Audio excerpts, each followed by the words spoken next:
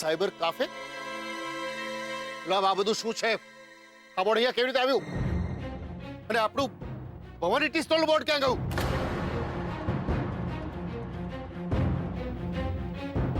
સાહેબ, મને કાંઈ ખબર નહીં મિલી. આજે સવારે નજર પડી અને આ બોર્ડ બદલાઈ ગયેલું. પણ તું તો અહીંયા જ સૂવે છે ને, તો તને ખબર કેમ ના પડી? કોઈ અવાજ, કોઈ માણસો? એ બધી પૂછપરછ પછી કરીશું. તું એક કામ કર, હમણાં ને હમણાં રાઘવના ઘરે છે અને બા ને બંનેને અહીંયા લઈ આવ.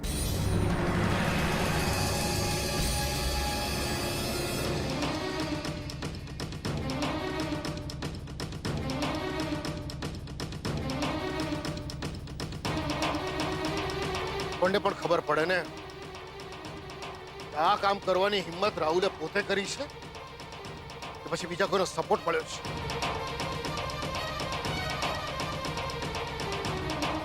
બોલાવી આવ. હા સર. ભવાની બા, જલ્દી દુકાને ચાલો. સાહેબ બધાને બોલાવતા છે. હું છું લ્યા? બા, હું તમને લેવા આવ્યો છું. સાહેબ હમણાં ને હમણાં તમને બધાને મળવા માંગે છે. કેમ, શું થયું? તું જોતો નથી ભાઈ, અમારી પૂજા હાલી રહી છે ને.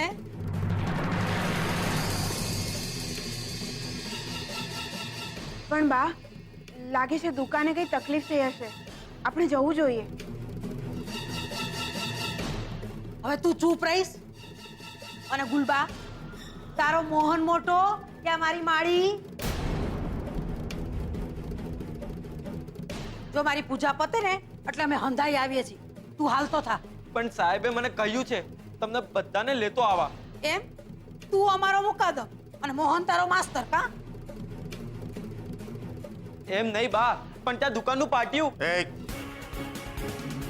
તને કીધું ને પૂજા ચાલે છે બાની. જા, અમે આવીએ. જા કહ્યું ને, તો જો રાહુલ અહીંયા જ બેઠો છે, કાલનો તારો હિસાબ બધો પૂરો કરી નાખશે. હાય હાય, તમે શું અત્યારે આવી પરિસ્થિતિમાં સાવ નકામી વાત લઈને બેસી ગયા? ગુલાબ, તું જા. બાની પૂજા પતે ને એટલે અમે તરત આવીએ. સારું. સંતોષી માની જય. હું કહેશ, જઈએ? જવું જ જોઈએ ને બા. હે, મોટા ભાઈનું કેફેનું સપનું કેટલું પૂરું થયું જોવું તો પડશે ને. હે, સાચે? હાલ, સાચો ખોટ. એ રાહુલિયા, હાલ હવે. પણ મને હા, મારી વાત પુત્ર. સાહેબ, શું કરવાનું છે? સાહેબ, એ લોકો આવે છે. સરસ, સીડી આવી ગઈ છે. ઉપર ચડી જા અને સાયબર કાફેનું બોર્ડ કાઢી નાખ. કહું છું, એ લોકોને આવી તો જવા દો. એમને આવ્યા પછી પણ બોર્ડ તો ઉતારવાનું જ છે ને. ગુલાબ, કાઢી નાખ. એ ગુલાબ, ખબરદાર ખબરદાર, જો મારા રાહુલના નામના પાટિયાને કોઈ હાથ લગાવ્યો તો. એટલે એમ કે આ પાટિયું એ મારો નિર્ણય છે.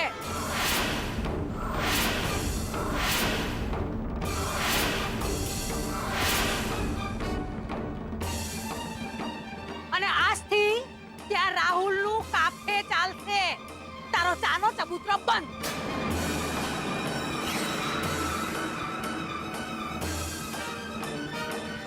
એમ? પછી હું શું કરીશ? તે તારે હવે કાઈ કરવાની જરૂર જ હું છે ભાઈ. આ છોડ્યું તારી ઈ તો પોતપોતાના ઘરે હાલતી થઈ જાય. તે હવે તારે જરૂર શું છે આ ફદિયાની? એવી વાત કરો છો બાપ. દીકરીઓના લગ્ન થઈ ગયા પછી અમને ખાવા પીવા કે વ્યવહાર માટે પૈસાની જરૂર નહીં પડે? લે, તેની ક્યાં ના છે ભાઈ? દર મહિને આમ હાથ લાંબો કરી અને મારા રાહુલની સામે આમ ભીખ માંગતો ઊભો રહી જાજે.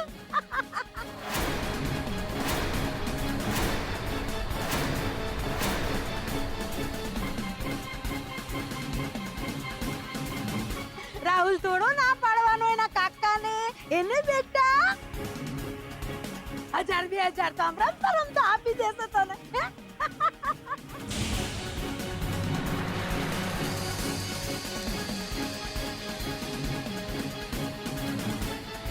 જો હું કોઈની સામે હાથ લંબાવવાનો નથી. અરે આ જગ્યા મારી છે, દુકાન મારી છે, ધંધો મારો છે.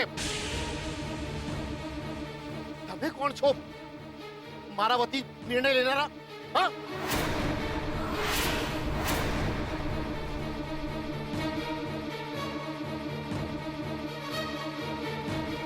ગુલાબ, કાટ ફાટ્યું.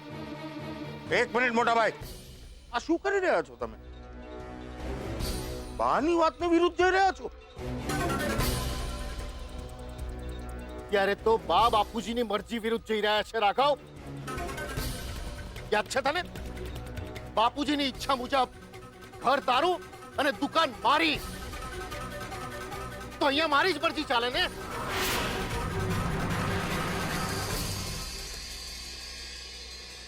હા, મોટાભાઈ સાચું કહી રહ્યા છે. ગુલાબ, પાટી ઉતારી નાખ. એ ચૂપ કર, હરિશ્ચંદ્ર નો અવતાર. અલે મોહન, તારા મહિના પછી આ જગ્યા રાહુલ ની થવાની છે ને, તો પછી રાહુલ એનો ધંધો આજથી જ અહીંયા શરૂ કરે તો એમાં તારો કયો ગરાસ લૂંટાઈ જવાનો છે? વાહ, હજી હું જીવું છું ને મારા જીવતે જીવ રાહુલને આ દુકાન પર હાથ લગાડવા થઈ. એટલે એમ કે કાકા, કાયદાની દ્રષ્ટિએ તમે લોકો અત્યારે જે કરી રહ્યા છો એ એવા જ લોકો કરે કે જેના મનમાં ચોર હોય.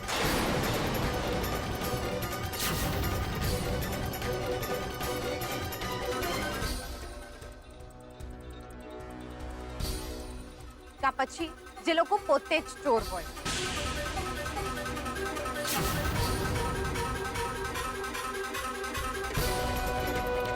એ છોકરી, મોટા નાના સાથે વાત કરવાની ભાન નથી તારે. તો શું? હજી તો અડધી સીએ નથી થઈ અને વાત તો આખા વકીલની જેમ કરે છે. બોલો, તો શું કામ ન કરું? જો કાયદાની રીતે આ દુકાન પર તમારો હક છે, તો પછી એવી જ રીતે તમારા ઘર પર પણ લીગલી અમારો હક છે.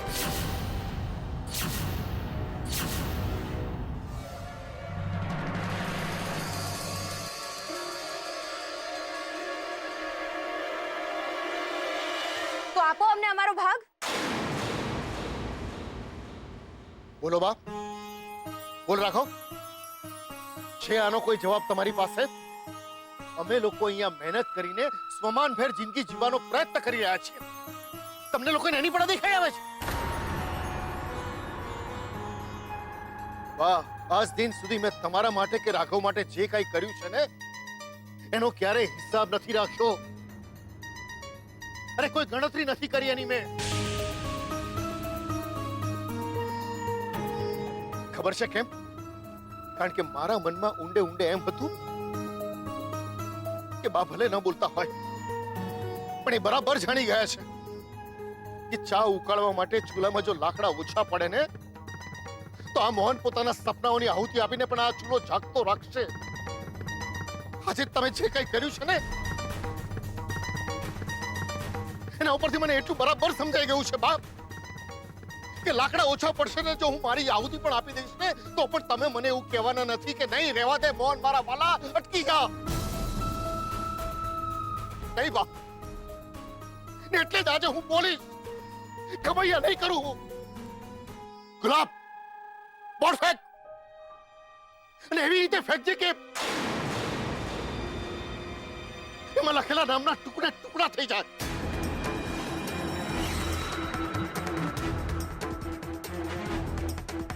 મોહન, મોહન તું આ ખોટું કરી રહ્યો છું, હો, કહી દઉં છું. ના બા, મારા પપ્પા કોઈ દિવસ ખોટું કરી જ ના શકે. તમને તો યાદ હશે ને, પપ્પાનું નામ દાદાજીએ ગાંધીજીના નામ પરથી શું કામ પાડેલું?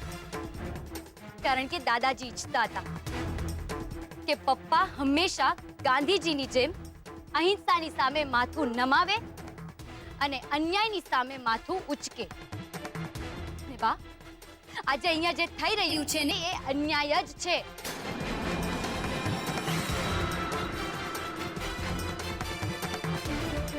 ગુલાબ, મારા કાનમાં હજી પાટિયું પડવાનો અવાજ સંભળાયો નથી.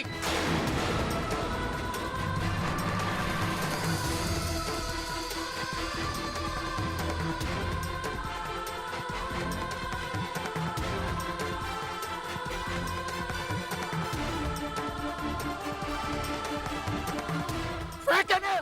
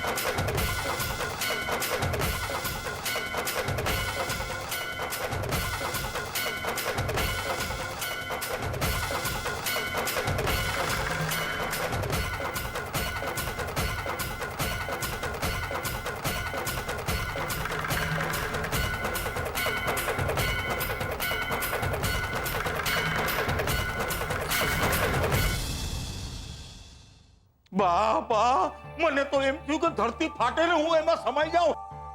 મને સપને ખ્યાલ નહોતો કે મોટા ભાઈ આટલી હિંમત દેખાડશે. હિંમતની તમે વાત ના કરો પપ્પા. આ તો તમે ને બાએ કહ્યું હતું કે બોર્ડ લગાવીને એ લોકોના આંગળા કાપી નાખે. બાકી મને તો લોકોના કાંડા કાપતા પણ આવડે. બસ એકવાર મારા દોસ્તારોને ફોન કરી દઉં. જરૂર પડી એ કરીશું. બાકી મને થોડી ખબર હતી કે આ મોહન અને એની છોડીઓ આમ હામાં ડોળા બતાવશે. પણ ઠીક છે, કઈ વાંધો નહીં. આ ભવાનીએ જેટલી દિવાળીઓ જોઈ છે ને એનાથી વધારે તો ફટાકડા ફોડ્યા છે.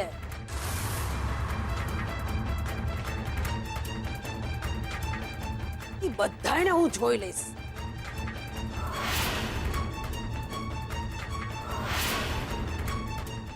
મમ્મી, ભવાની બા, કાકા અને રાહુલ શું સમજે છે કે ડરાવી ધમકાવીને આપણને બોટલમાં ઉતારી લેશે અને આપણે ચૂપચાપ ઉતરી જઈશું? મને તો એ નથી સમજાઈ રહ્યું કે જો રાહુલભાઈને સાયબર કેફે જ ખોલવું હતું તો પછી એન્જિનિયર બન્યા શું કામ? થોડા દિવસ પહેલા એ બે જણને દુકાન પર લાવેલું અને એ લોકોની વચ્ચે રિનોવેશનની વાત ચાલી રહી હતી. મને થયું કે દુકાનનું નુકસાન થયું છે તો કદાચ રિપેરિંગ વાળાને લાવ્યો હશે. પણ મને શું ખબર કે એનો પ્લાન કંઈક જુદો જ હતો. અરે મને તો હજુ પણ રાહુલભાઈનો પ્લાન કંઈક જુદો જ લાગી રહ્યો છે. નહીંતર આજકાલ ઇન્ટરનેટ કોની પાસે નથી, પછી કોઈ સાયબર કેફેમાં શું કામ આવે? હશે, જેને જે કરવું હોય એ કરે. મને તો તમારા પપ્પાની ચિંતા થાય છે. કયા વિના ખબર નહીં ક્યાં જતા રહ્યા છે.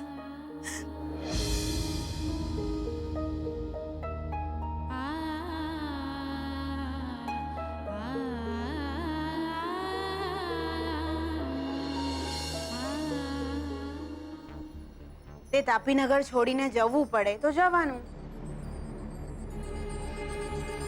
તું એન્જિનિયર શું કામ બન્યો છે? નોકરી કરવા કે પછી સાયબર કેફે ચલાવવા? સાઈડની ઇન્કમ વધારવા મમ્મી.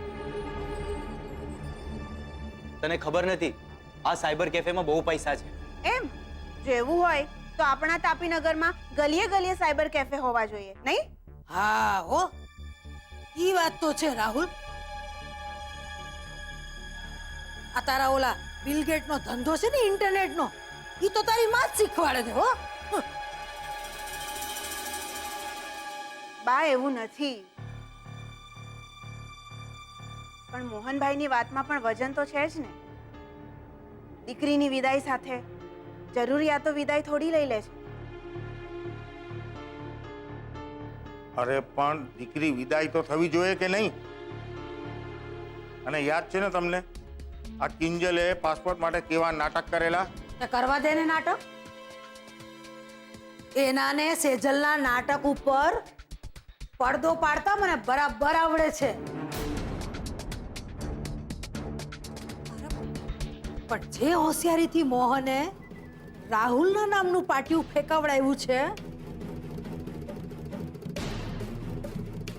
ઈ જ મોહન પાસે રાહુલનું સાયબર કાફેનું પાટિયું જો ન લગાવડાવું ને તો મારું નામે ભવાની નહીં. વોટ? Legal action? હા, તે જ્યારે રાઘવ કાકા સામે કાયદાની વાત કરી જ છે તો વાય નોટ.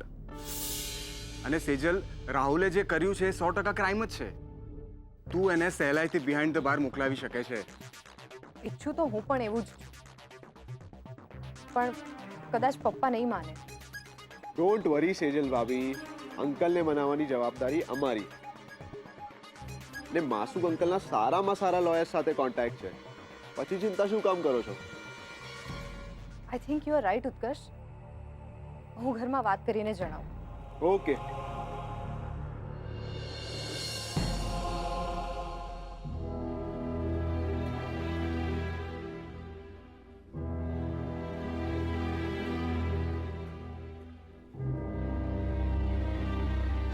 ઉપાડ્યો એમણે? ના મમ્મી, ફોન હજુ સ્વિચ ઓફ આવે છે. ખબર નહીં તારા પપ્પા ક્યાં ચાલ્યા ગયા છે. મમ્મી, મમ્મી કદાચ પપ્પા પોલીસ સ્ટેશન ગયા હશે રાહુલ અને રાઘવ કાકાની વિરુદ્ધ ફરિયાદ નોંધાવવા. હું નથી માનતી કે પપ્પા આવું કંઈ કરે. પણ રૂપેશનું તો એવું જ માનવું છે કે આપણે રાહુલની વિરુદ્ધ કેસ ફાઇલ કરી દેવો જોઈએ. તું આ કેવી વાત કરી રહી છે સેજલ? રાહુલ તો હા હા એ જ રાહુલભાઈ જેને એની બંને બહેનોની સગાઈ તોડવામાં કોઈ કસર બાકી નહોતી રાખી. સગાઈ જ શું કામ, આપણા દુકાનની 25મી વર્ષગાંઠનો પ્રોગ્રામ પણ બગાડ્યો અને પપ્પાને માર પણ પડ્યો. મને બસ એટલી ખબર પડે છે કે હમણાં જે થઈ રહ્યું છે એ અન્યાય જ છે. હશે. બસ કરો તમે ત્રણે જણ્યો. મમ્મી, એકવાર તમારા પપ્પાને તો ઘરે આવી જવા દો. હર્ટ નહીં મમ્મી. Mummy please.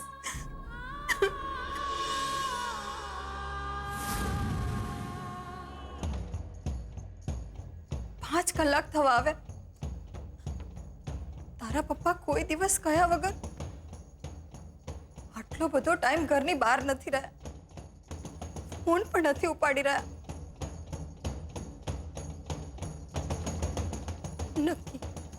નક્કી એમણે એમની જાતને કંઈક કરી નાખ્યું હશે.